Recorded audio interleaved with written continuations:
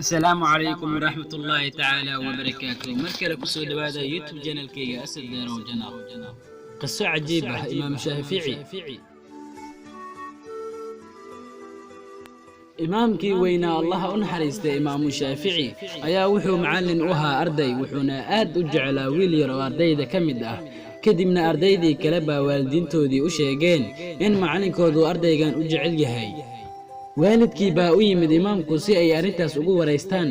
imaamkii wuxuu yiri wiilkan waa wiil aad u cajaa'ib badan, sidaas darteed ayaan u jeclaaday.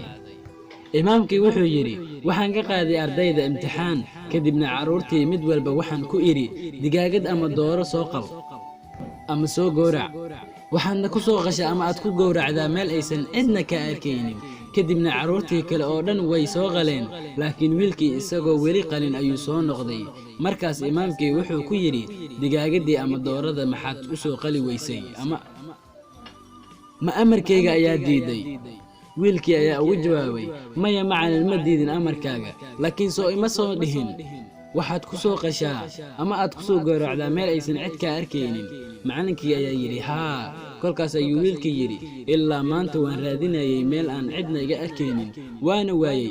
haddaan xitaa dadka iska qariyay waxaan ogaaday allah subxaanahu wa tacaala inuu ii jeedo ama uu i arkayo meel kastoo aan tago ama iska qariyo.